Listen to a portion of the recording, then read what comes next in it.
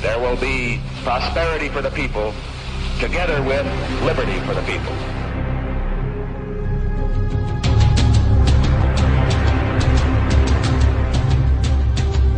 The question is, why are we supporting El Salvador? No, the question was, why are we killing priests in El Salvador? The answer is we're not. Now you be quiet. President Cristiani is trying to do a job for democracy, and the left-wing guerrillas must not take over El Salvador.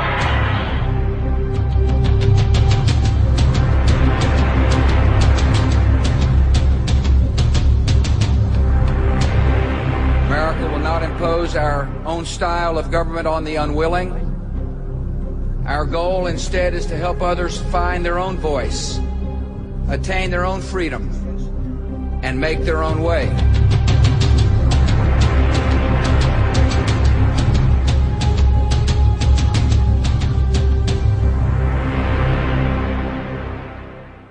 This film is about the struggle of people to free themselves from a modern form of slavery.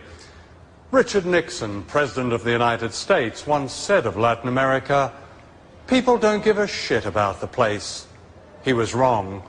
The grand design of the United States as a modern empire was drawn on the hopes of an entire continent known contemptuously as the backyard. The extraordinary witnesses in this film describe a world not as American presidents like to see it, as useful or expendable. They describe the power of courage and humanity among people with next to nothing. They reclaim noble words like democracy, freedom, liberation, justice, and in doing so, they are defending the most basic human rights of all of us in a war being waged against all of us.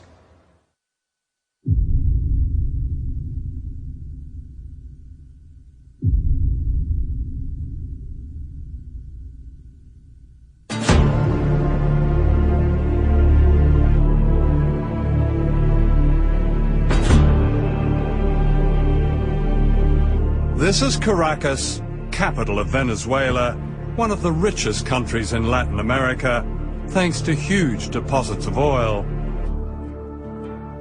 The rich in Venezuela live in leafy suburbs with names like Country Club.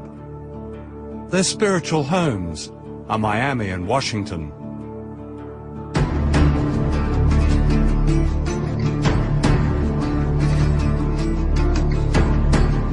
The majority live in what are known as barrios, on hillsides in breeze block houses that defy gravity. In the past, these people have been invisible, excluded from their own society. Today, they display the confidence of those who know an extraordinary change has come to their lives.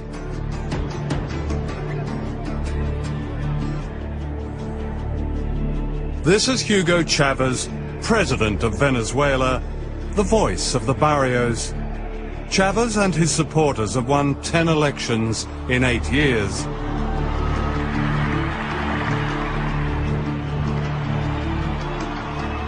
He's the symbol of an awakening of people power, driven by great popular movements that are unique to Latin America. Se acabó el caciquismo de aquellos caudillos adeptos, esa falsa democracia de las élites en Venezuela se acabó. It's no surprise that Chavez, with the help of an aggressive media coverage, has become a hate figure in the United States. Because what he represents is another way, and a threat to American domination.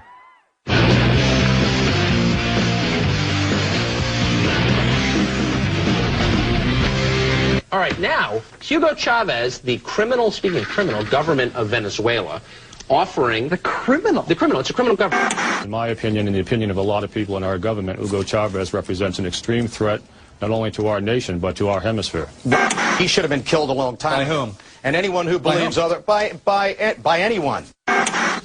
¿No hay café por ahí? Absolutely. Do you want a cup of coffee? Yes, yes. Era una de mis lecciones de inglés de secundaria. Do you want a cup of coffee? Do you want a glass of milk? Do you want a glass of water? English lesson 1. Yo nací en un hogar muy pobre, de campesinos, ¿no? Y me tocó vivir la pobreza. Yo fui un niño pobre, de pie descalzo. Mi padre maestro de escuelas rurales, mi madre también. Una abuela hermosa, india, que me llenó de amor. Mi abuela me enseñó mucho y aprendí de ella la solidaridad con los demás, el compartir el pan, aun cuando poco con el otro. Entonces me fui al ejército, a la academia militar, me hice soldado y ahí me conseguí con Bolívar. Empecé a dar cuenta de la verdad. Simon Bolivar is venerated in Latin America as the liberator from Spanish colonialism. Bolivar believed that freedom only came when people united against all invaders, no matter their disguise.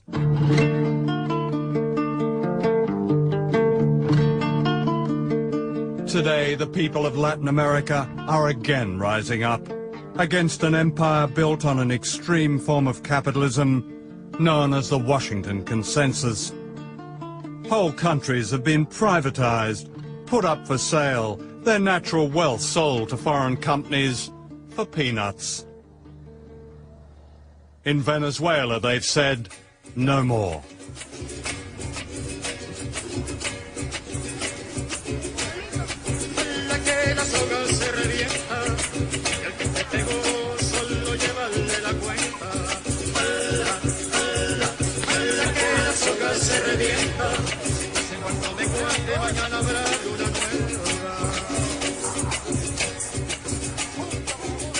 This is La Vega, a barrio of 1 million people. Mariela Machado has lived here most of her life.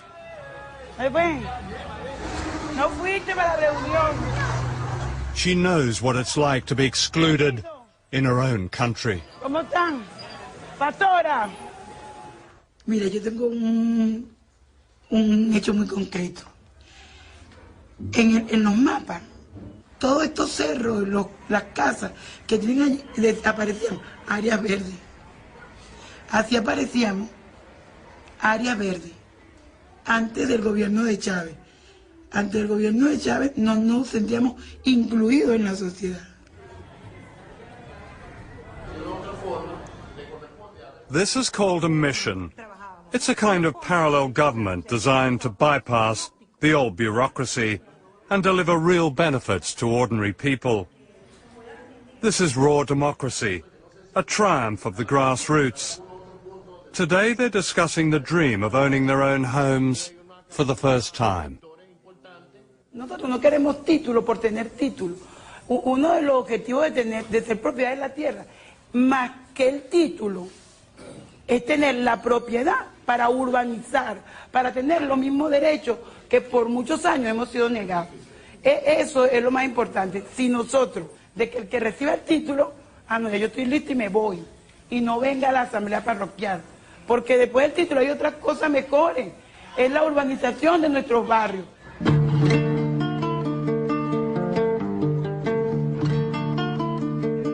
Soon after Chavez was elected in 1999, Venezuelans voted on a constitution, and this little blue book has become a bestseller ever since.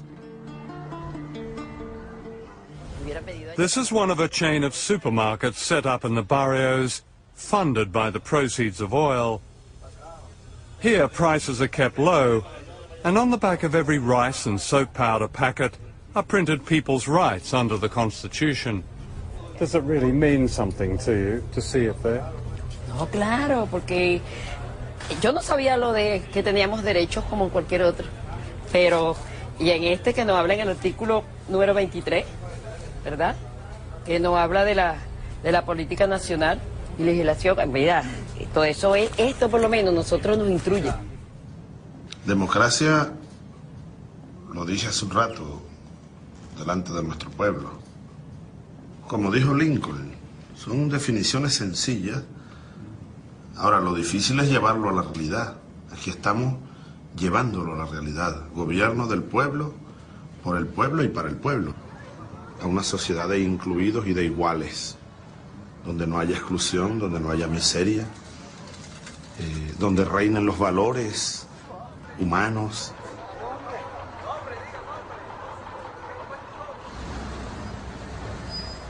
For some of his supporters, Chavez has not gone far enough. Familiar obstacles remain from the past, a stifling bureaucracy and widespread corruption. And although poverty has fallen dramatically in recent years, it's far from eradicated. When you drive in from the airport at Caracas, the one thing that shocks a first-time visitor are the barrios, the numbers of poor people. Why is it in Venezuela, which earns so many billions of dollars in oil money, that there still is this poverty in spite of all the changes you've made? ¿Que los pobres de Venezuela siguen siendo pobres? Sí. Yo siempre les digo, no queremos ser ricos. Nuestro objetivo no es la riqueza material. Es vivir dignamente, claro, salir de la pobreza y salir de la miseria sobre todo. Y vivir dignamente. Ese es el objetivo. No convertirnos en millonarios, el American Way of Life. No, esa es una imbecilidad. Eso te lo digo un poco porque el tema de la pobreza es un tema al que somos muy sensibles y es el que nos lleva la mayor parte de nuestra lucha de todos los días.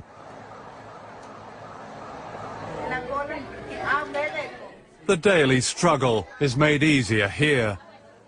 10 years ago, this clinic would not have been dreamed of. Now, all over Venezuela, ordinary people have free health care, many seeing a doctor for the first time in their lives. Haciendo un documental sobre Venezuela. Perdona la interrupción.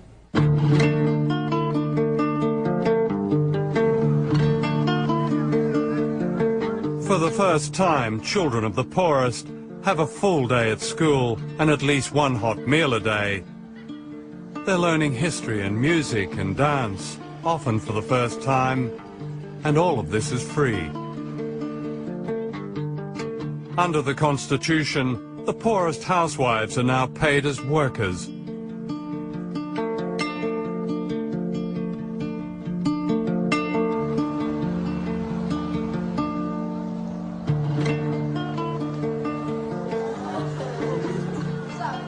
Desde el mismo nivel y vamos todos, nos preocupamos del compañero que... There is now close to full literacy, thanks to classes like this, catering to those like Mavis Mendez, aged 95, now reading and writing for the first time.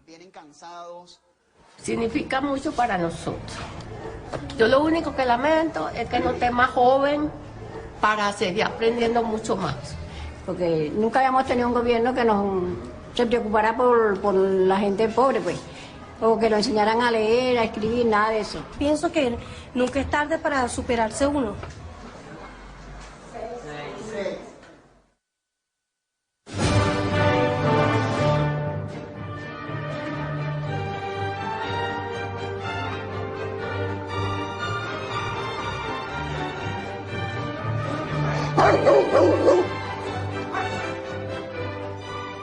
This is East Caracas, home to some of the wealthiest people on earth, and what they call here the middle class.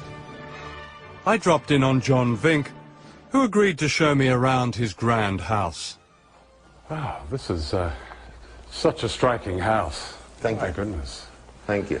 Yes. You've been here long, have you? Yes, I did. This is the family home? My family home. We grew up here. John Vink has travelled the world, collecting objets d'art. Have you collected all the silverware, chandelier? Is that? Yes, that one I brought from Spain. Yeah.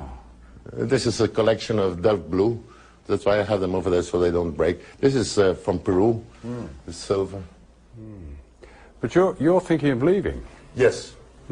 Yes. Why is that? Well, the situation of the country. It's getting day by day worse, and so... well, in what way? Can you... in the political way. Yeah. We thought that this gentleman that's now in power, that he would change the whole situation, because it was a mess. Yeah. But now it's a whole mess.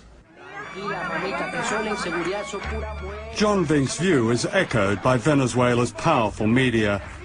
Mostly privately owned, it combines banality with hardline anti-Chavez politics. Al regreso, veremos otros peligros en las nuevas decisiones oficiales. Que Venezuela se enrumba hacia un régimen muy similar al que impera en la isla de Cuba. Etcétera. Pero a nivel del gobierno, que es el socialismo del siglo XXI, sencillamente el control total por parte del Estado de la sociedad, pues. I mean, a number of journalists now say, well, there is censorship, they have been censored. How can that be? They speak out every morning. They have their shows every day. They speak out, you know, constantly against the government every day. I mean, how can they say this? I don't know if you have seen the programs that they have. Well, anybody that comes to Venezuela and spends 2 days looking at these channels knows that there's no censorship in Venezuela. You just have to sit down and see those opinion programs between 6 o'clock and 8 o'clock in the morning. Hugo está evolucionando de fascista a nazi. ¿Qué es un nazi con diferencia a un fascista? Fundamentalmente que el nazi asesina. I mean, I don't think in any part of the world you hear the things that they say about President Chavez, about his cabinet, his ministers, the governors, the policies, whatever. I mean, it's even obscene in some ways. It seems to me that everything, including the weather, is being blamed on Mr. Chavez. Nobody blames Mr. Chavez for the weather because it's the only thing left which still works. Okay, all the other thing fell apart entirely. We're talking here 1914, Bolshevik revolution, Russia. This is what's taking place here. And if you go now... Wait a minute. Look, we're sitting here in your wonderful apartment overlooking Caracas. In Venezuela, you say, es su casa. This is your home. And if you're comparing this with the Bolshevik Revolution, there are no revolutionaries banging on your door, and none of your companies have been invaded. Your good life hasn't really changed. It hasn't changed, has it? Yeah, but as I said before, it is now on a wait-and-see position. If I had come today on a 2-year contract, as I did in 1976, I would fulfill my contract, pack my luggage and go, because I don't see any more future. His critics accuse Chavez of building another Cuba, of being another Castro.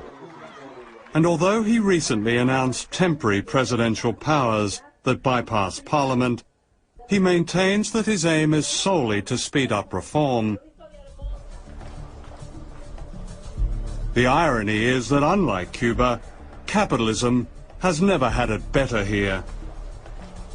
At the Caracas Motor Show, Ferraris and other luxury cars are sold. Smart restaurants and private golf courses and weekends in Miami are booming. What this class has lost is political power over a huge oil economy. I think Venezuela, because it is an oil economy, its middle and upper classes are very much biased towards the U.S. and the American way of life. In a way, they think they are cosmopolitan. They don't feel that they are from this country or that country. They belong to the world. They belong to this kind of privileged people of the world. Miami? Miami, New York, Paris. We adore Miami. Miami is our second home. We discovered Miami because Miami formerly was, it was a village. And we were so rich, we went to Miami and we bought houses, apartments, bungalows, boats, cars, everything we bought in Miami. We were the owners of Miami. And so we are very U.S.-minded. In the old Venezuela, the United States played the part of a mafia godfather. The deal was simple. For supplying endless cheap oil, the Venezuelan rich kept a large slice of the profits. The election of Hugo Chavez ended the deal. Obviously, Venezuela is important because they're the third largest supplier of petroleum. I would say that Mr. Chavez, and the State Department may say this, probably doesn't have the interests of the United States at heart. We have been concerned with some of the actions of Venezuelan President Chavez and his understanding of what a democratic system is all about. Te digo que tratamos aquí de evitar el choque con el imperio, pero era inevitable. Yo fui a Casablanca, le di la mano a Clinton, hasta por teléfono. How are you, Mr. Clinton? How are you, Mr. Chávez? Es decir, nosotros aquí tratamos lo imposible. Hacer una revolución sin chocar con el imperio, imposible.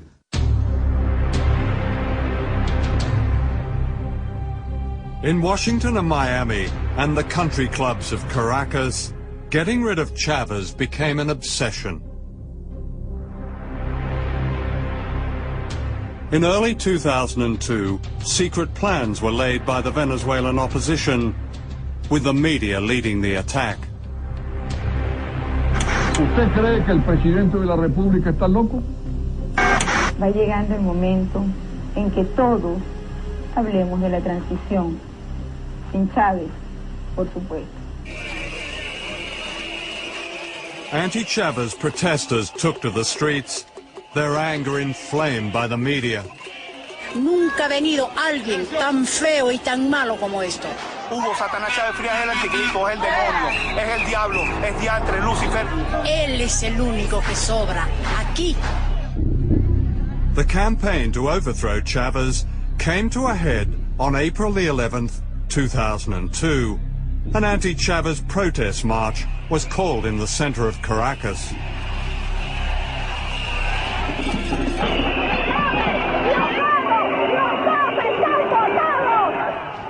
What they didn't know was that there were two marches that day. The other one was led by Chavez supporters outside the presidential palace, known as Miraflores. The two rallies were supposed to be kept apart, but then an extraordinary series of events unfolded. Without warning, the opposition marchers were redirected to the presidential palace by one of the organizers. Y él les dice, bueno, vamos hacia el palacio, vamos a desviar la marcha hacia el palacio de Miraflores. People tried to stop the march from changing course, but the organizer was having none of it. Le dice, no, en esta vaina mando yo y tú mandas en tu casa. Esto ya está programado y se va hacia Miraflores. The opposition marchers were suddenly herded towards government supporters. As they approached the palace, shots rang out.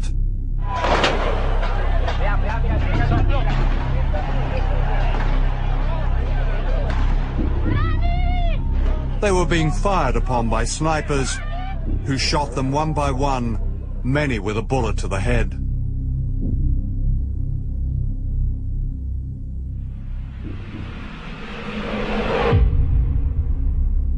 Soon afterwards, these pictures began appearing on anti-government TV, blaming the shooting on Chavez supporters on a city bridge. Disparaban y apuntando y descargando las armas automáticas. Bueno, eso queda para la historia, pero gracias a Dios que hay estas evidencias. Y apuntando a la gente que pacíficamente estaba ahí abajo. Esto es una salvajada sin nombre. Eso es lo que llaman revolución. However, as this camera angle reveals, there were no opposition marchers on the street below the bridge.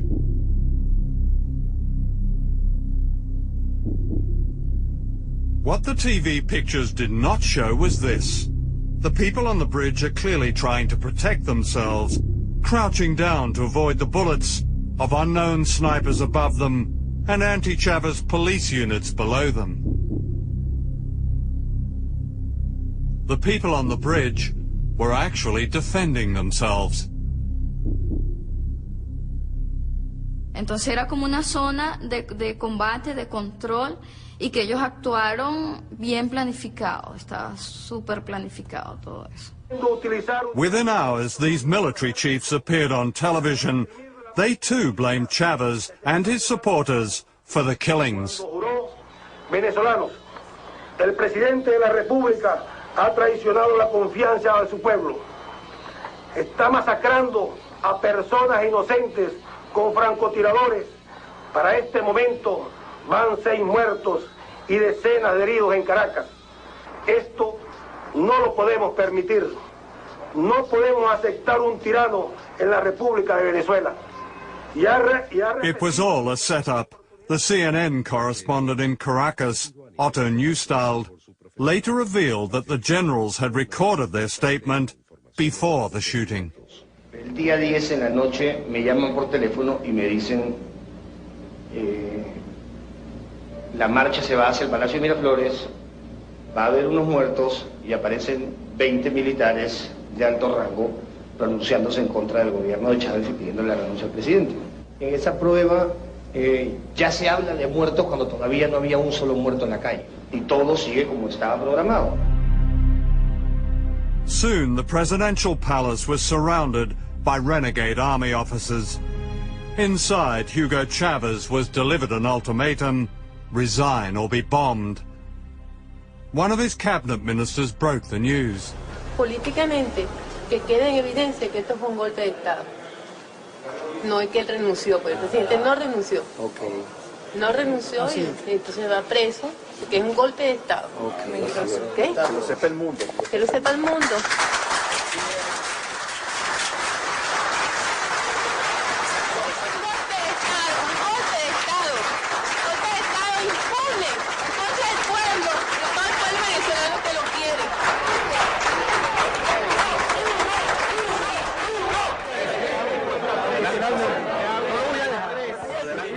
The plotters announced that Chavez had resigned.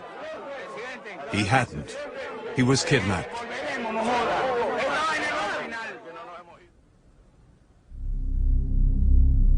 The following morning, an unelected dictator was sworn in. He was a leading businessman called Pedro Carmona.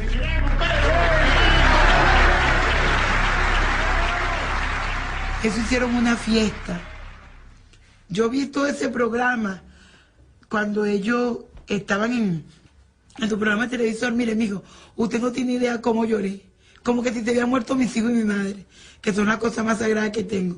En verlos a ellos, como decían, bueno, amaneció de nuevo en Venezuela.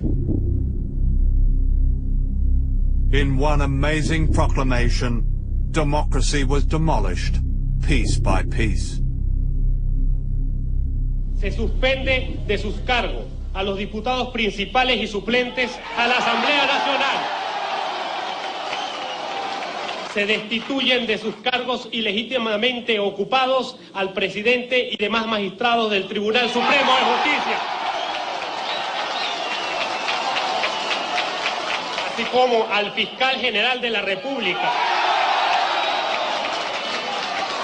al Contralor General de la República, al Defensor del Pueblo y a los miembros del Consejo Nacional Electoral.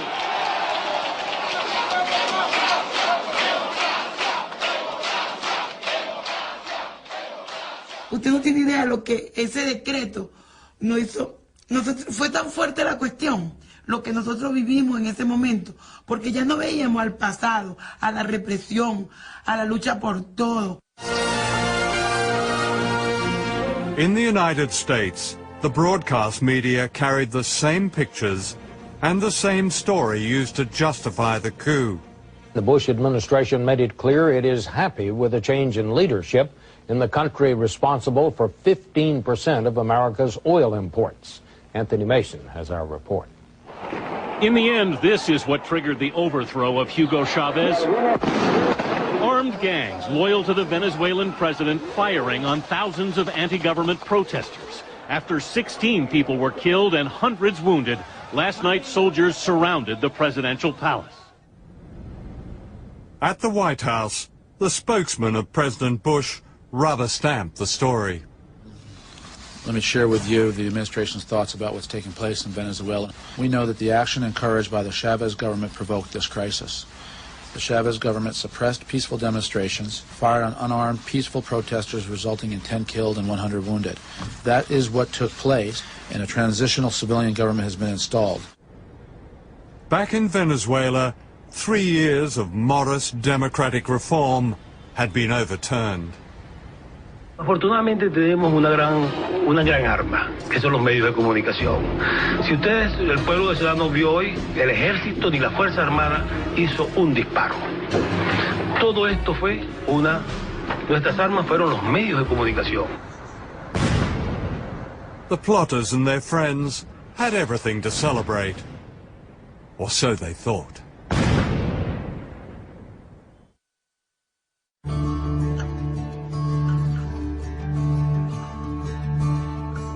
The next morning, distraught people began phoning one of the independent radio stations still broadcasting. Que tanto nos ha costado a los venezolanos.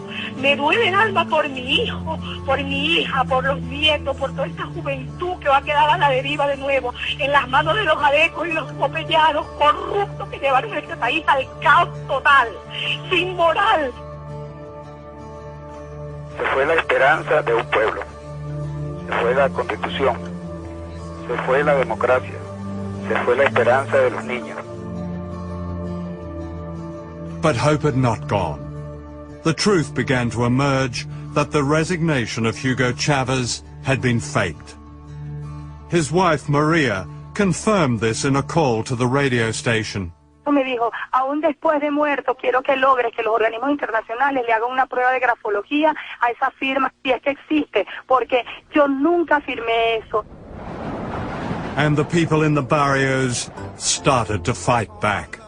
Down from the shanties they came to rescue their president. The farther you take my rights away, the faster I will run. You can deny me, you can decide to turn your face away. Queremos a Chávez. Chávez es el presidente de Venezuela y el pueblo lo ama y lo vamos a defender. No matter, 'cause there's something inside so strong. I know that I can make it, though you're doing me wrong, so wrong. You thought that my pride was gone. Oh no, something inside so strong. Hundreds of thousands surrounded the palace, demanding the return of Chavez. Faced by such people power, the army turned. Es que, desde el punto de vista militar, toda la Fuerza Armada, el 98% de la Fuerza Armada en todo el país, ha reafirmado, ha reiterado su lealtad a la Constitución vigente en Venezuela, a la Constitución de la República Bolivariana de Venezuela.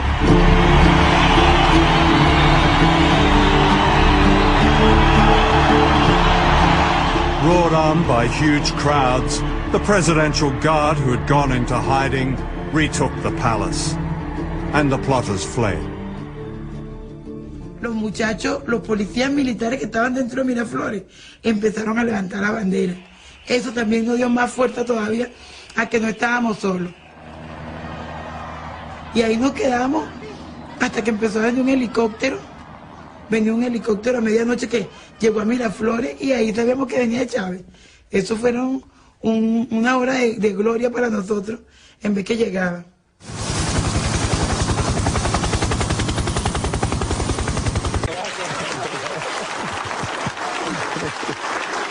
Just 48 hours after being kidnapped, Chavez was back in power. Creo que la prueba suprema fue el golpe de Estado de abril 2002. Fui hecho prisionero, me llevaron, pensé que iba a morir. Ahora el pueblo venezolano, los pobres, sin armas, se fueron por cientos de miles a las calles, por millones, a pedir por mi vida y a pedir que vuelva Chávez. Entonces a mí no me queda más nada, después de eso sobre todo, que dedicarle todo lo que me quede de vida a ese pueblo, sobre todo a los más necesitados, sobre todo a los más pobres. As ordinary Venezuelans celebrated the defense of their democracy, some of the leading plotters fled to Miami, and within days it was clear that Washington had cast its shadow over the failed coup. The Bush administration had gone along with the lies of the plotters. We know that the action encouraged by the Chavez government provoked this crisis. As these CIA documents show, it was fully warned and knew all about their conspiracy.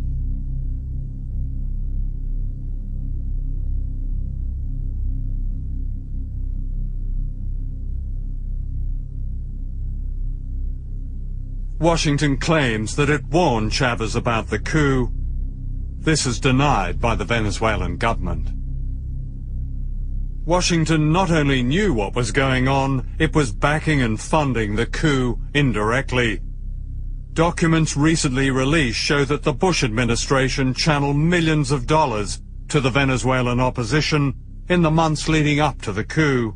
The money was handed out by its principal aid agency, USAID, and an organization called the National Endowment for Democracy. During the 6-month period prior to the coup in April 2002, the U.S. government invested more than $2 million into financing these organizations that they knew at least 6 months before were planning to overthrow the government. You're essentially saying post hoc ergo propter hoc, because it happened after. I don't think our viewers will understand that. If you could translate that. Just because it happened after we provided support to these groups doesn't mean that it happened because we provided support to these groups. Yeah. It is a logical fallacy. Right. We would be very open and transparent about what kind of support we provided through the National Endowment for Democracy and other institutions. In fact, the National Endowment for Democracy handed out money to groups whose leaders were given cabinet positions in the short-lived illegal regime. An official in Washington explained that this was merely part of President Bush's freedom agenda. But I want to just be very explicit about this, because there is, I think it's very important, and it's in the interest of fairness, to understand that the United States did not support that coup. President Bush has promised to rid the world of evil and to lead the great mission to build free societies on every continent. To understand such an epic lie is to understand history, hidden history, suppressed history, history that explains why we in the West know a lot about the crimes of others, but almost nothing about our own. The missing word is empire.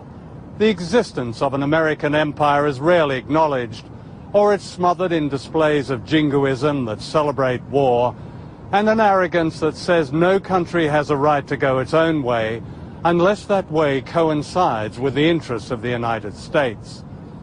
For empires have nothing to do with freedom. They're vicious.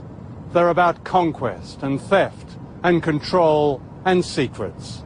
Since 1945, the United States has attempted to overthrow 50 governments, many of them democracies. In the process, 30 countries have been attacked and bombed, causing the loss of countless lives. In my lifetime, the following countries in Latin America have been assaulted by the United States, directly and indirectly. Their governments replaced by dictators and other pro-Washington leaders. One of the first to be attacked was Guatemala, one of the small countries of Central America, known dismissively as banana republics.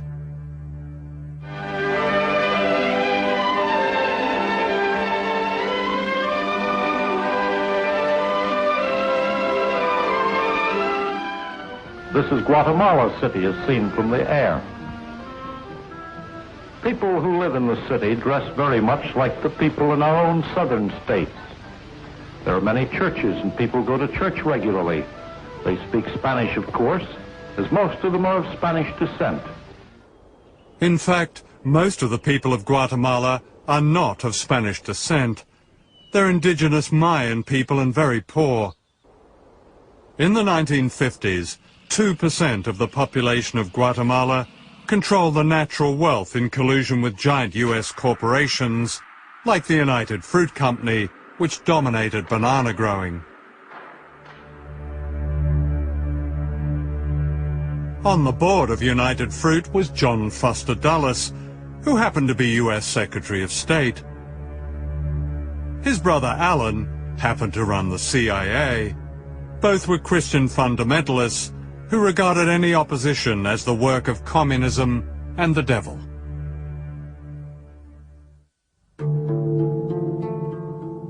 In 1950, this man, Jacobo Arbenz, became the first Guatemalan leader to be democratically elected by a majority of his people, who saw in him the hope of social justice.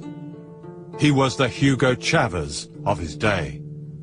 What was going on in Guatemala is that there was a democratically elected president in 1950, Jacobo Arbenz, who sought to institute a series of New Deal-style reforms in which the state had a greater role in both developing the economy and redistributing wealth. And the centerpiece of that was a land reform. Arbenz was far from radical. His land reform policies were modest. But Washington was having none of it. Howard Hunt was then working for Alan Dulles' CIA. So they said a decision has been made at the highest levels of our government to rid Guatemala of the Arbenz regime, and we would like you to participate in it. You will be the chief of propaganda and political action. In Guatemala, what the CIA did was mobilize every facet of American power. It didn't just isolate Guatemala militarily and diplomatically, but it used the techniques of social psychology in a nearly year-long campaign which created a sense of crisis in Guatemala. What we wanted to do was have a terror campaign to terrify Arbenz particularly, terrify his troops, much as the German Stuka bombers terrified the population of Holland, Belgium, and Poland at the onset of World War II. And that's what they did, so that the United States could control the economy of Guatemala, destroying the dreams of its people. We sowed confusion through the countryside. And of course by this time we had aircraft flying over and dropping leaflets and doing a little harmless bombing. A little harmless bombing and a CIA terror campaign cost thousands of lives.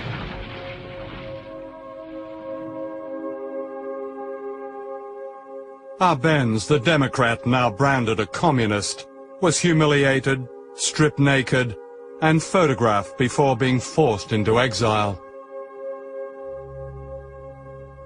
Richard Nixon, then Vice President of the United States, flew in to congratulate the new dictators. That Guatemala is going to enter a new era in which there will be prosperity for the people together with liberty for the people.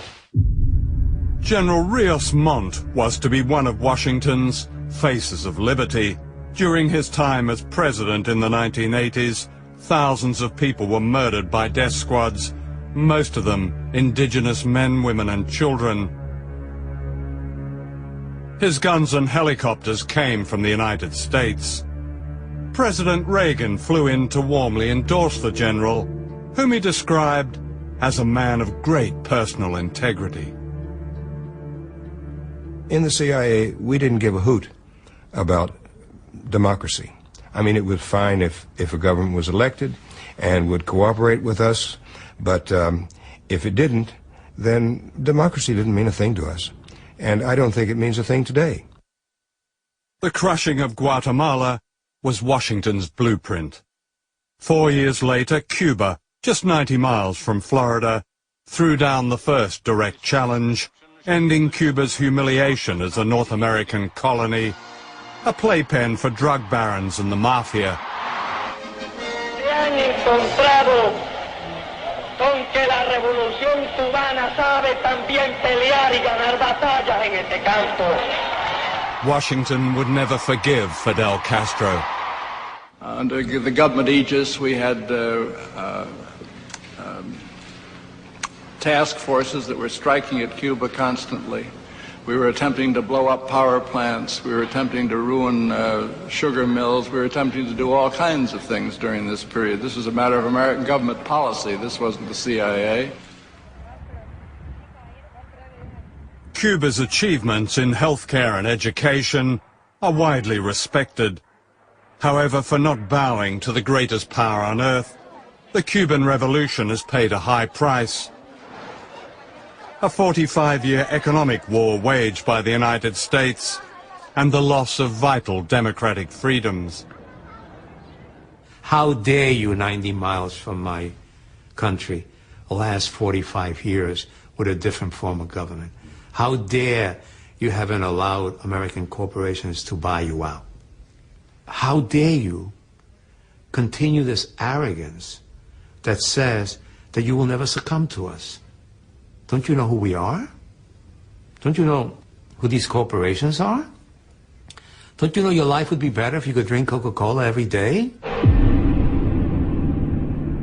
What justified the attacks on Cuba and other Latin American countries was the so-called Red Menace. We all know the atomic bomb is very dangerous. Since it may be used against us, we must get ready for it. First, you duck, and then you cover. And very tightly, you cover the back of your neck and your face. Propaganda like this excused every American invasion, every toppling of a government, every assassination, every act of terrorism. The real threat was an orchestrated paranoia in the United States that became a super cult called anti-communism. The true goal of the United States government is control.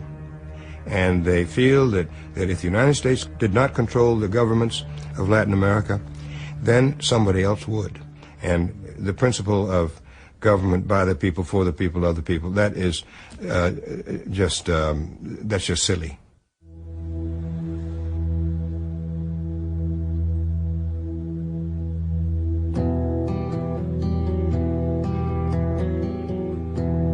This is Santiago, the capital of Chile.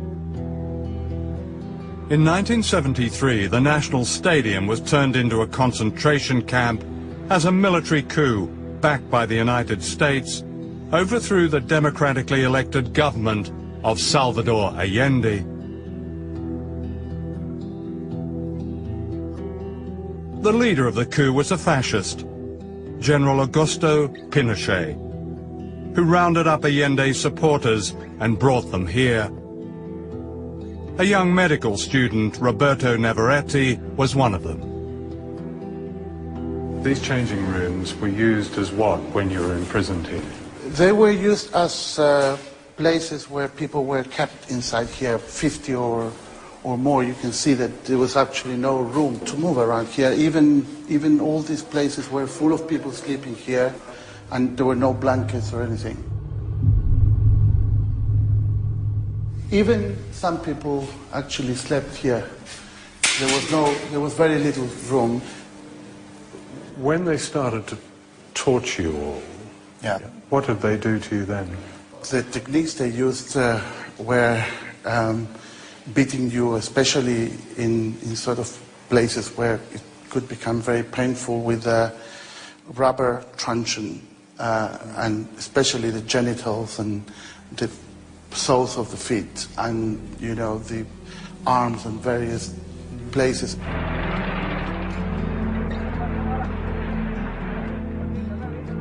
Over 2,000 people were confined here, many of them never to be seen again. Victor Jara was Chile's greatest balladeer. His songs had celebrated the popular democracy of the government of Salvador Allende.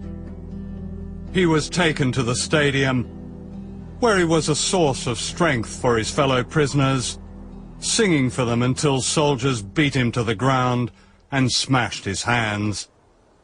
In his last poem, smuggled out of the stadium, he wrote, "What horror the face of fascism creates. They carry out their plans with knife-like precision. For them, blood equals medals. How hard it is to sing when I must sing of horror, in which silence and screams are the end of my song." After 2 days, they killed him. How old were you? I was 18. 18? Yeah. Oh. Does the fear that you experienced then, is that something that imprints itself on the rest of your life? Yes, but we felt it was part of what we were trying to build in this country. What they were trying to build was a just, equitable democracy that took control of Chile's economy from the United States and its proxies. For the invisible people of Latin America, Chile under Allende became an inspiration. In Washington, President Nixon secretly plotted to destroy the Chilean economy. "We're going to make the economy scream," said Nixon. In Santiago, General Pinochet, America's man, sent in his British-made bombers against the presidential palace. It was September the 11th, 1973, a date that held an infamy and irony 28 years later. My wife and our children were at the house, and they had a marvelous view of these planes winging over and then dipping down and sending their bombs into the Moneda. From inside the palace, Allende refused to leave, true to his promise not to surrender the government for which the ordinary people of Chile had voted. He broadcast this last message, then he shot himself. Trabajadores de mi patria, tengo fe en Chile y su destino. Sigan ustedes sabiendo que mucho más temprano que tarde, de nuevo abrirán las grandes alamedas por donde pase el hombre libre para construir una sociedad mejor. ¡Viva Chile! ¡Viva el pueblo! ¡Vivan los trabajadores!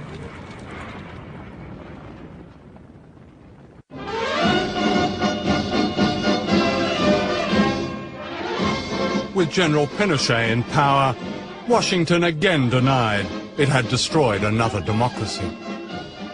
We had no contact with any of the people that carried out the military coup, and therefore the coup that overthrew Allende was done without contact with the United States.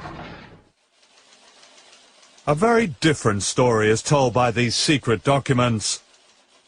In October 1970, the CIA cabled its man in Chile. It is firm and continuing policy that Allende be overthrown by a coup.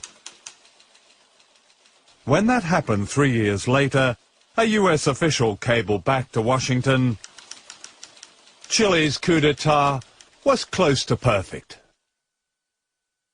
Fascism is a word that's often misused, but you've experienced it, the real thing. Yeah, I think so. I think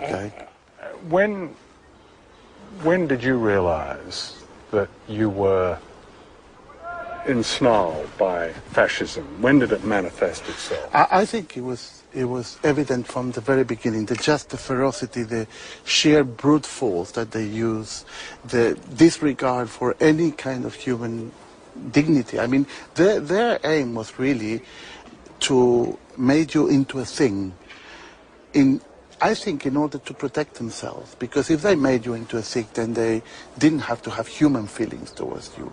They dehumanized you from the very beginning. Once again, a Latin American elite was delighted to be rescued by fascism.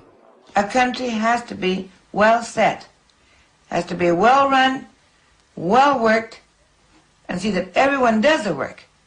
Because if they don't, then that country goes to the dogs. This is the one man that's been able to hold them. I don't believe there's any torturing done in this country. Because you understand one thing. Why torture somebody when you can shoot them?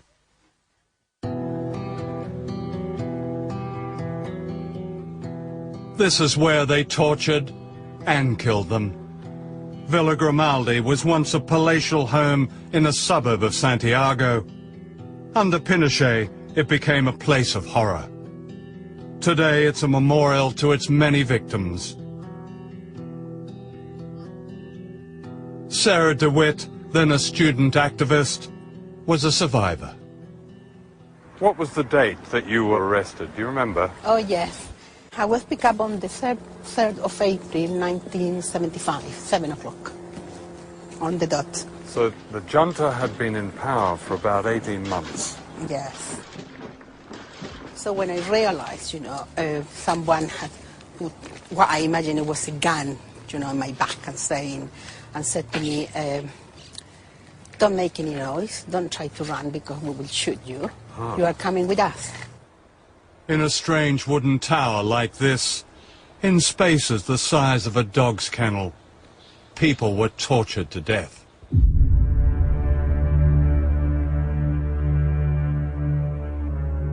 They took me to this room.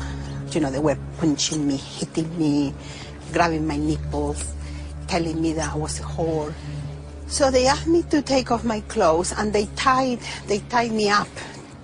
And then they started giving me electricity. Now, the electricity was all the time inside my vagina, in my breast, and then it was going round, round my body, my legs, my arms. And when they did that, they would stop asking me questions, and then touching me everywhere, and shouting, abusing, and then they would go, they continue with electricity.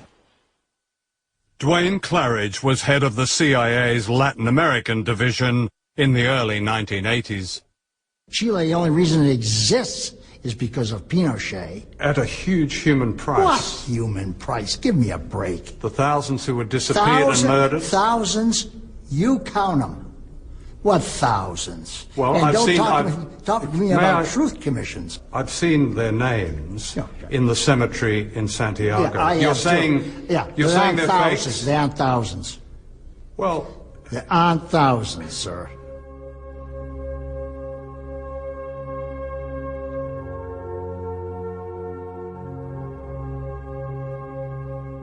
There are thousands, each name documented by human rights organizations, some of them remembered here on the memorial wall at Villa Grimaldi. You have a couple of friends there, like Jacqueline? Yes, I have friends, mainly people from my training. There is a girl there, Jacqueline Drugy, another one, Cecilia Labrin. She was pregnant, Cecilia, 3 months pregnant when they took her. They took another woman, Elizabeth Recas. She was 7 months pregnant. She went missing as well. Doesn't bear thinking about, does it? No, because sometimes, I think about what were they feeling, when they were being killed, and why, and well, sometimes I think too much and I start feeling, like the pain. What do you feel when you are being killed?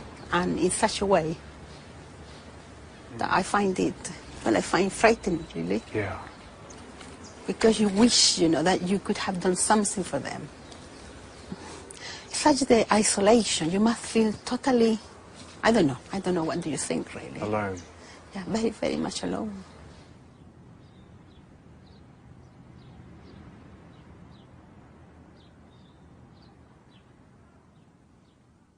It was a period in which almost everybody in the present situation regards as a dark time, in which the CIA played a major role. That's right. They played a major role in overthrowing, what's his name? What's his name was Salvador Allende. Yeah, fine. Okay. He was democratically elected. Right. Okay. Is that okay to overthrow a democratically elected government? Is it okay? It depends on what your national security interests are. Are you denying that Pinochet caused huge suffering in that country. Huge, I don't buy. That he committed crimes, I agree. But it's worth it. Huh? Is that what you're saying? Yeah, those crimes are worth it? Yeah. Sometimes, unfortunately, things have to be changed in a rather ugly way.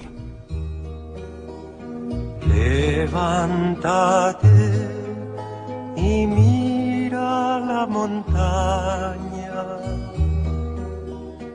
de donde viene el viento, el sol y el agua.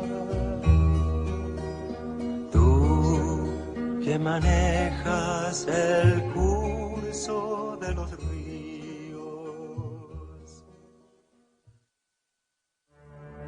By the late 70s, most of Latin America was controlled by dictators, including those like Pinochet, who were openly fascist. All of them were backed, directly and indirectly, by the United States. They sent their henchmen to be trained here at the School of the Americas in Georgia. Officially, it was described as little more than a Boy Scout camp, teaching American values such as respect for human rights. In fact, from these manuals were taught interrogation and torture techniques. Major Joseph Blair taught at the School of the Americas in the early 1980s. The doctrine that was taught was that if you want information, you use physical abuse, you use false imprisonment, you use threats to family members, you use virtually any method necessary to get what you want. Torture? And killing. Killing? Killing. If there's someone you don't want, you kill them. If you can't get the information you want, if you can't get that person to shut up or stop what they're doing, you simply assassinate them, and you assassinate them with one of your death squads.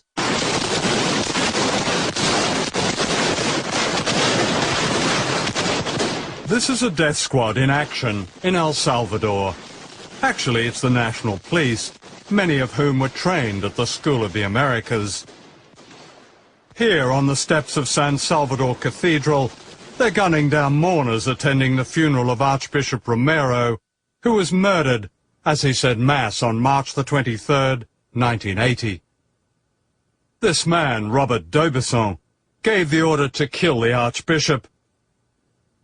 Major D'Aubusson was Washington's dirty secret in El Salvador.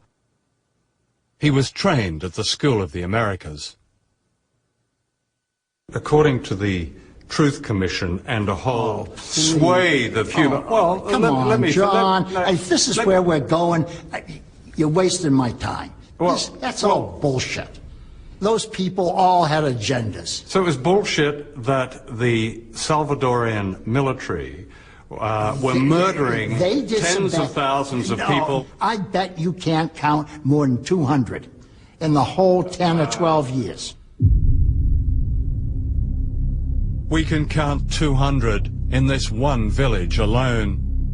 They were mostly women and children, systematically murdered in just one day and night in December 1981 in the village of El Mazote. The killers belonged to a special battalion of the El Salvador Army, trained by the United States. There were few survivors. Dijo que las mujeres se abrazaban llorando y gritando que no las mataran. Yo por estar peleando por mis hijos, no los quería dar, no los quería dejar yo, decía que me moriría con ellos. Pero me los quitaron de mis brazos. Cuando se oía que estaban matando a los niños por la noche, se oían los gritos de los niños y les gritaban a sus mamás y a sus papás. You're taking the stuff from these propaganda mills. And I'm not interested. What are the propaganda mills? All these things, this truth thing and all that. They're nothing but propaganda mills. Do you really think I didn't know so. Are they all conning us, lying us? Yeah, Amnesty International? Amnesty International is right in the middle of it. During the 1980s, The years of Ronald Reagan in the White House, a trail of carnage and grief was blazed across Central America. I reported America's war against Nicaragua, which had the temerity to overthrow a Washington-backed dictator, Somoza. The CIA attacked Nicaragua with death squads known as the Contra. Why did Washington attack such tiny countries? Because the weaker they are, the greater the threat. People who can free themselves against all the odds are sure to inspire others. What right have you, when I mean you, the CIA, the United States government, or any foreign power, what right do you have to do what you do in other countries? What National right? security interests. But that's a divine right, isn't it? Because the people that you do it to have no say in it. Yeah. Well, that's just tough. We are going to protect ourselves, and we're going to go on protecting ourselves because we end up protecting all of you. And let's not forget that. Right, no, I won't. We'll intervene whenever we decide it's in our national security interest to intervene. And if you don't like it, lump it. Get used to it, world. We're not going to put up with nonsense. And if our interests are threatened, we're going to do it. In Guatemala, the United Nations described the Washington-backed campaign against the Mayan people as genocide. An American Roman Catholic nun, Sister Diana Ortiz, experienced this at first hand as a missionary. In 1989, after speaking out about the brutal treatment of the indigenous people, she was kidnapped. In 1989, November 2nd, I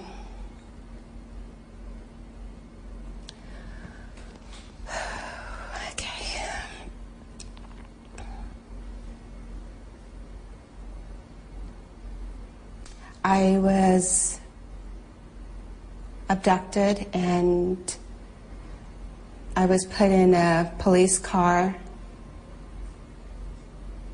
blindfolded and taken to a military installation in Guatemala City, known as the Polytechnica, which still exists today. I was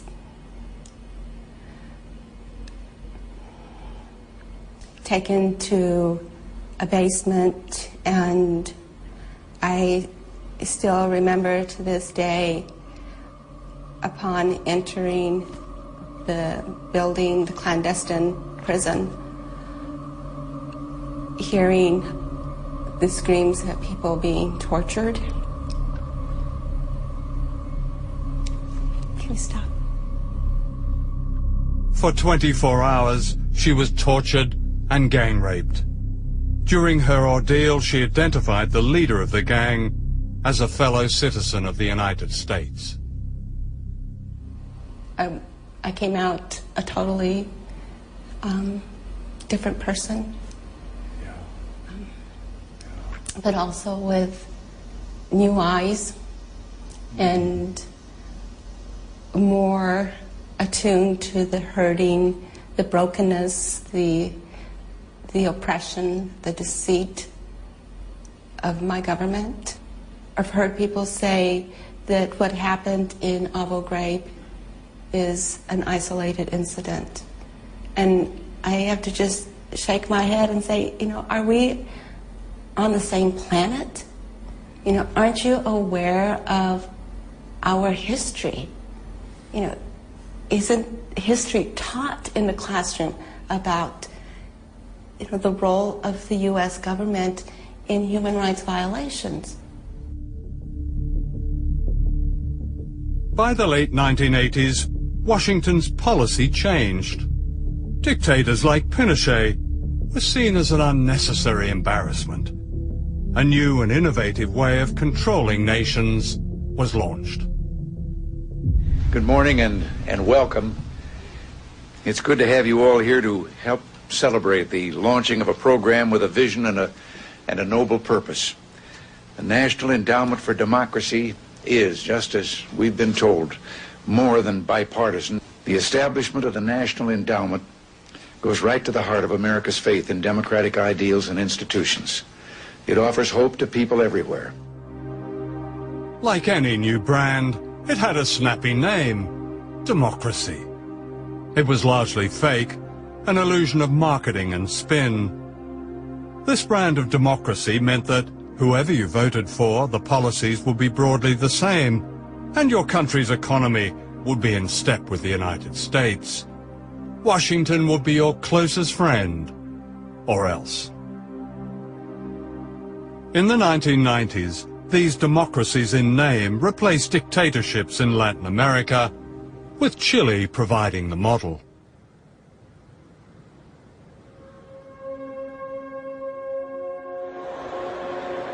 This is the commercial center of Santiago, Chile. On the surface today, everything seems normal, modern, prosperous. To the Bush administration, Chile is the very model of economic success. A laboratory experiment, according to the magazine Business Week. Much of life has been privatized. There are now billionaires, and the rich are getting richer. Pinochet fixed the country. Who says? The United States says. No. The World Bank says, the Inter-American Bank says, everybody says it. He brought about an economic miracle in Chile. And I'm saying he had the brains for it, but he had the brains to hire all these people, Chileans, who had studied at the University of Chicago, who knew something about real economics. Real economics were advocated by Milton Friedman, an extreme right-wing economist at the University of Chicago. Friedman was invited to perform his laboratory experiment on the economic life of Chile. The families of the tortured and disappeared were silent witnesses. Without irony, he called his experiment shock treatment. Please be seated. Thank you all very much. It's an honor for me to be here to pay tribute to a hero of freedom, Milton Friedman. He has used a brilliant mind to advance a moral vision. We have seen Milton Friedman's ideas at work in Chile, where a group of economists called the Chicago Boys brought inflation under control and laid the groundwork for economic success.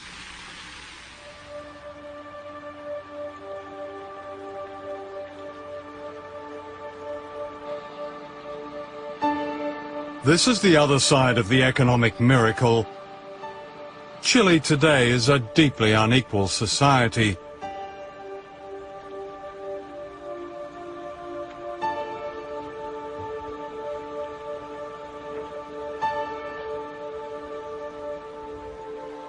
This shanty town is just minutes from Santiago's smart hotels. Hay tantos cesantes, hay miles de cesantes, los jóvenes, y el que trabaja no alcanza para nada. ¿Y con qué paga la luz? ¿Con qué paga el agua? Hay que comprar el gas, todas las cosas que hay que comprar. Diariamente la mamá dice, ¿qué hago para la comida de los niños? ¿De dónde saco dinero?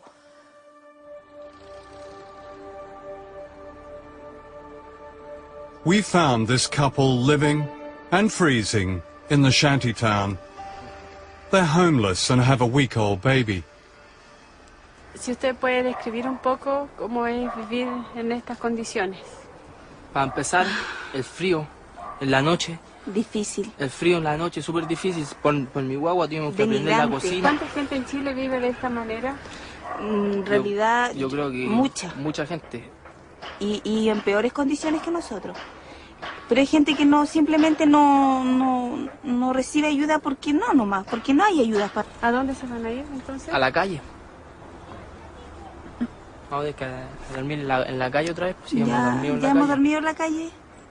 En el extranjero, en Europa y en Estados Unidos y en otros lugares se dice que Chile tiene una reputación como un país rico, acomodado. Sí. ¿Qué es lo que ustedes dicen Eso, a eso? Sí, eso, yo creo eso que puede sí. ser, es verdad, pero Es para verdad, la gente pero que... eso es para la gente que esa- quiere, no para nosotros. Chile is a democracy now, in theory. A complicated voting system splits the vote and discourages real reform. It's a product of General Pinochet, based on a constitution that's also a product of Pinochet. The general may be dead, but the power of the military remains. It's all very modern, the media is safe, and many believe it's wise to be silent, like the graves of their forgotten compatriots. It's Washington's ideal democracy. La dictadura tuvo un gran éxito en Chile desde el punto de vista de que estableció un modelo político, económico y social que todavía permanece hasta el día de hoy, porque en esencia no se ha cambiado la constitución que impuso la dictadura en 1980. No, nosotros no perseguimos democracia porque esa palabra está tan manoseada que no se entiende. Aquí hay una persecución contra los pobres, y no es en Chile, en toda América Latina está pasando eso. Yo creo que la gente que estudia sabe que ese punto de seguir así va a reventar en alguna cosa eso. Yo pienso que el pueblo va a despertar y va a decir, basta, ¿hasta cuándo?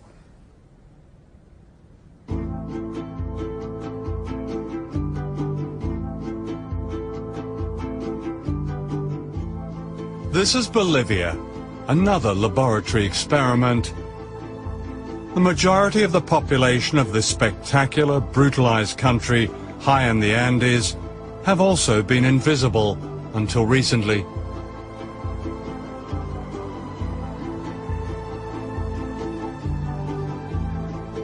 The indigenous people, the Aymara and Quechua, carry memories of a culture and civilization and wealth long before the Spanish arrived 500 years ago. They remember how a single hill of silver underwrote the entire Spanish Empire, while they became the poorest.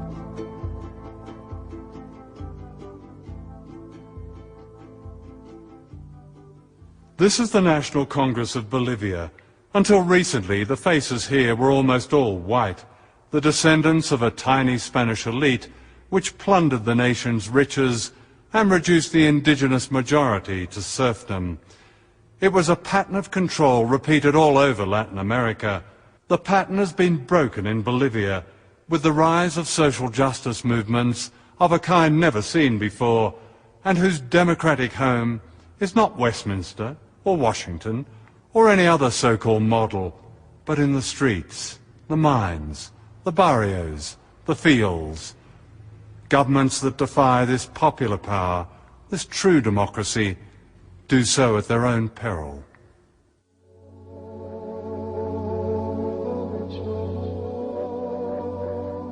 This is El Alto, the highest city on earth, and perhaps the poorest.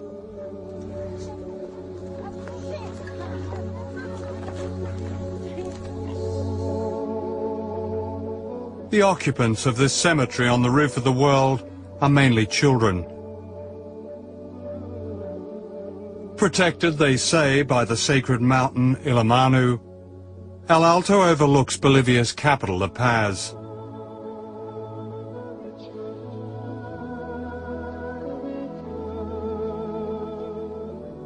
Juan Delfin, a priest and a taxi driver, has lived here for most of his life. Esta es una zona de Villa Ingenio, cementerio general de Villa Ingenio, de la zona norte, de la ciudad del Alto. Y aquí hay una triste amargura. Hay de todo tipo que están nuestros hermanos, nuestros niños, nuestras hijas, nuestros abuelos y abuelas muertos que están simplemente enterrados. Vemos lo que está, ¿no? Hay incluso una familia, se envenenó toda la familia por falta de trabajo, por falta de economía. Primero el esposo lo envenenó a su esposa, a sus hijos, y él también se envenenó. Hay casos que hemos visto así.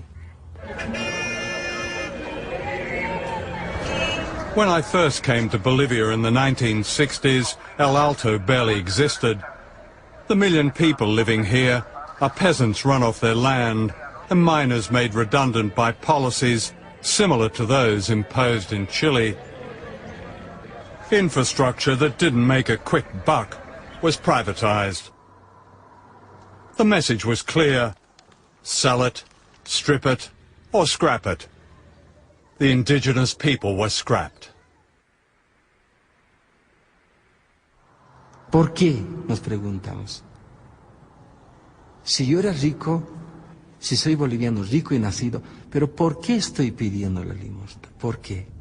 Si teníamos mar por un lado, ¿no? Si teníamos plata, oro, todo teníamos.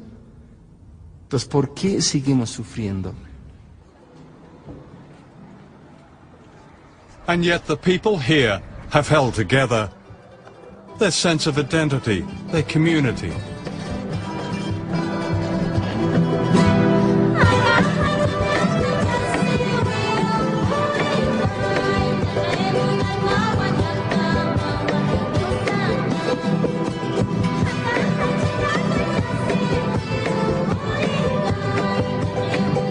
In the year 2000, the people of Bolivia's second city, Cochabamba, fought an epic struggle to win back their most basic resource, water, from a foreign consortium dominated by the American corporation Bechtel. And they won.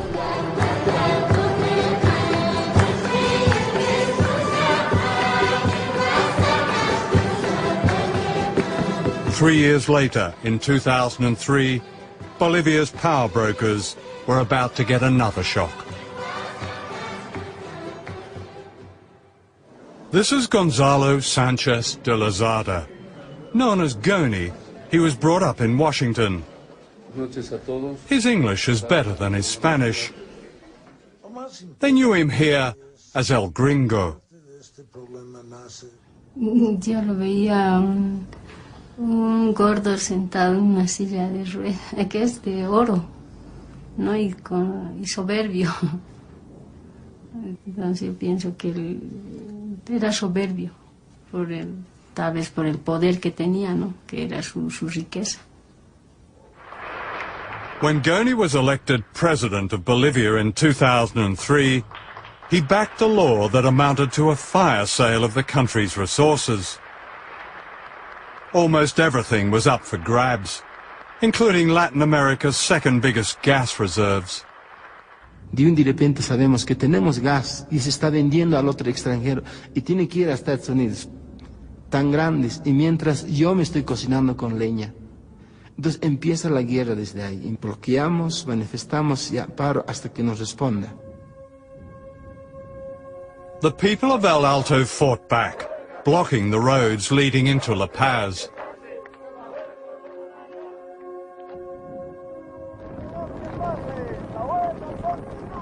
Se bloquee, que no se deje, que no vuele una mosca, decían.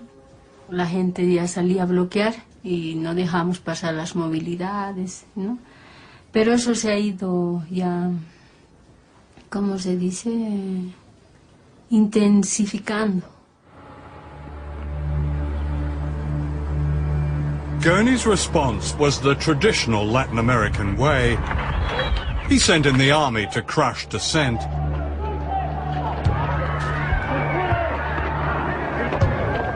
Scores were shot dead.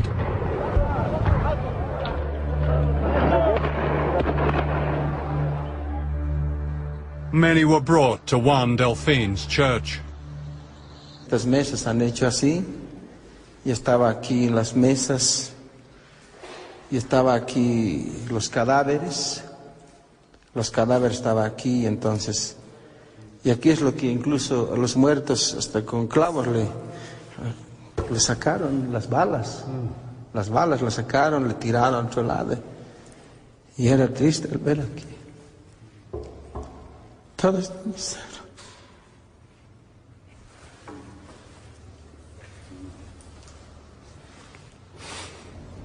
Todo eso era lleno aquí, puros doctores estaba lleno, estaba aquí, ninguna gente, pero el olor era harto. Como quedaron huérfanos los aguas, lloraban ahí, gritaban ahí, papá, papá, papá. Tens of thousands of people poured down into La Paz, like the people of Venezuela's barrios demanding the return of their president. They demanded their country back. If the rich and powerful of Latin America had a nightmare, this was it. De pronto se sabía que el Gondi iba a renunciar. Peor con eso. Hemos agarrado como si fuera algo, un ánimo para que él se vaya. La meta era eso, para sacarlo a él. Eso era la meta. Goni fled to the United States and is today living in a smart suburb of Washington. In October 2004, the Bolivian Congress ordered his arrest on charges of bloody massacre. George Bush has said, governments that harbor terrorists are as guilty as they are. Pero toda esta oscuridad estamos así. El oscuro que nos ve. Toda la oscuridad. This extraordinary mural was painted by Juan Delfin.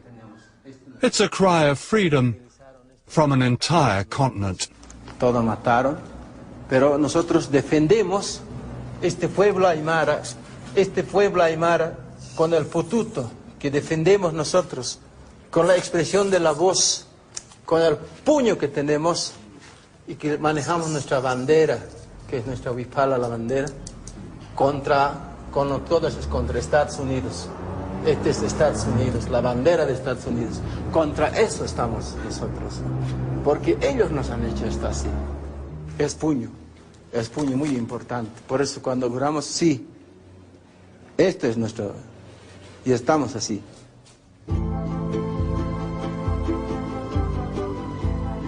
In 2005, the people of Bolivia took an historic step.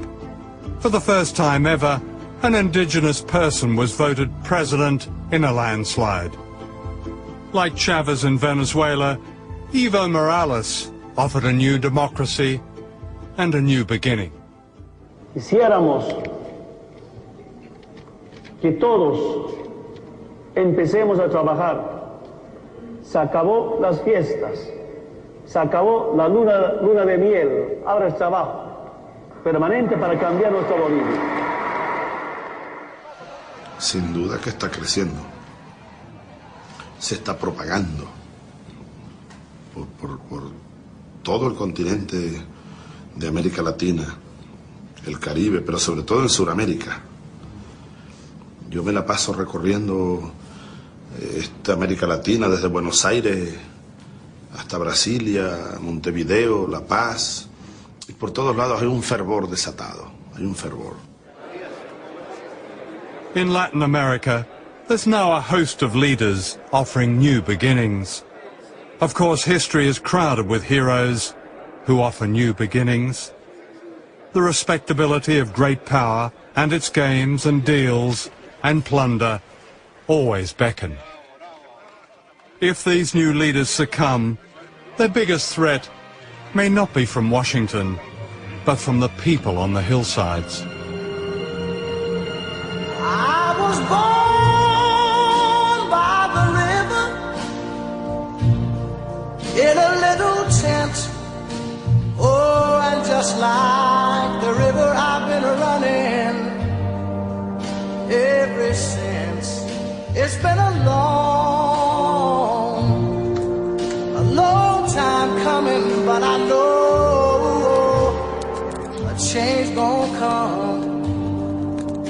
Oh, yes it will. It's been too hard living, but I'm afraid to die. 'Cause I don't know what's up there beyond the sky. It's been a long time coming, but I know a change gonna come. Oh, yes it will. El futuro es para mis hijos, para nuestros jóvenes. Y esa lucha no es solamente de Chávez, esa lucha es nuestra. eso que Chávez abrió, que reconoció nuestras luchas y que nosotros estamos dando con él, lo vamos a seguir dando. O sea, la lucha del imperio no es con Chávez, es con nosotros. Llegó la hora del gran despertar. Y creo que Víctor Hugo, terminemos por ahí, yo soy muy victorugiano. Víctor Hugo escribió aquello: no hay nada tan poderoso como la idea cuya época ha llegado. El imperio americano llegó a su fin y debe imponerse en el mundo, bueno, el imperio de la ley, de la igualdad, de la justicia, de la fraternidad. Muchas gracias, John. Perfecto. I want Muchas to gracias. see you again. What happened here at the National Stadium in Santiago, Chile, has a special place in the struggle for freedom and democracy throughout Latin America and the world. The vow is never again, and yet it has happened again at Guantanamo Bay and all the other secret places where imperial power, regardless of its democratic pretensions, hides and tortures its perceived enemies. The questions raised in this film are urgent. Are the lives and dreams of the ordinary people of Chile, like the people of Venezuela, like the people of Bolivia, like the people of Nicaragua, like the people of Vietnam and Iraq and Iran and Palestine, expendable, worth only a few seconds on the news if they're lucky? The answer is no. And those who see the world through the eyes of the powerful should be warned. People are rising from the tyranny and oblivion to which we in the West have consigned them. Indeed, their resistance is well underway, as this film has shown. I would say it never stopped and is unbeatable.